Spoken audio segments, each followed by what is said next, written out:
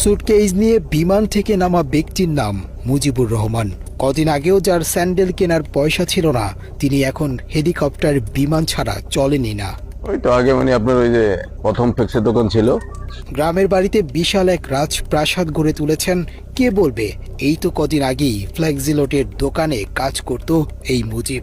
চাঁদা তুলে আনা টাকায় এলাকায় নাকি মানুষকে দান খয়রাত করে থাকেন, কিন্তু এত টাকার উৎস কি?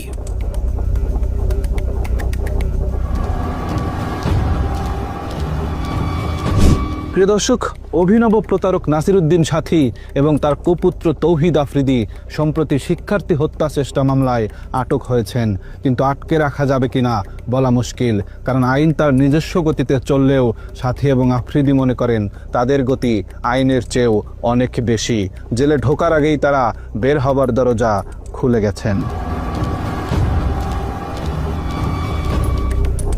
নাসিরউদ্দিন সাথী এবং তার ক্রাইম পার্টনার পুত্র যাত্রাবাড়ি থানার হত্যা মামলা থেকে বাঁচতে সূক্ষ্ম এক পরিকল্পনা সাজিয়েছিল।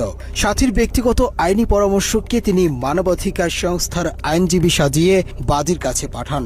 মামলার বাদীকে বিনামূল্যে আইনি সহায়তা দেওয়ার কথা বলে আফজাল হোসেন নামের ওই আইনজীবী মামলাটি বাগিয়ে নেয়। তারপর থেকেই ওই আইনজীবী নাসিরউদ্দিন সাথী ও তার ছেলেকে মামলা থেকে বাদ দেওয়ার জন্য বাদীকে নানাভাবে ম্যানেজের চেষ্টা করতে থাকেন।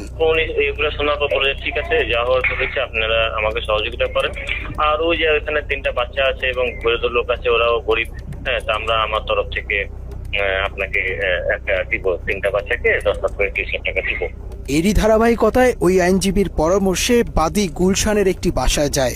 সেখানে তাকে গুম করে ফেলার ভয় দেখিয়ে কিছু টাকা হাতে তুলে দিয়ে ভিডিও করতে বাধ্য করা হয়। সেই ভিডিওটি এখনো তৌহিদ আফ্রিদির হেফাজতে রয়েছে। আমার শ্বশুরকে আমাদেরকে সবাইকে নিয়ে সরাসরি চলে গেল ওদের বাসায়। হ্যাঁ, ওদের বাসায় নিয়ে গিয়ে ওইখানে ছবি টবি সবকিছু তুললো।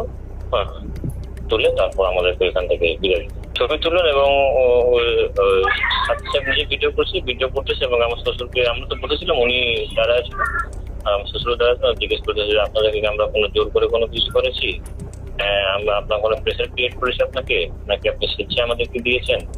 আমার শ্বশুর কি বলবো, উনি বললেন না আমি তো স্বেচ্ছায় দিয়েছি। হ্যাঁ, আমরা আপনাকে কোনো অত্যাচার করছি না, কি আপনাকে প্রেসার দিয়েছি, এই ধরনের আর কি কথাবার্তা বলে ওরা আচ্ছা ঠিক আছে।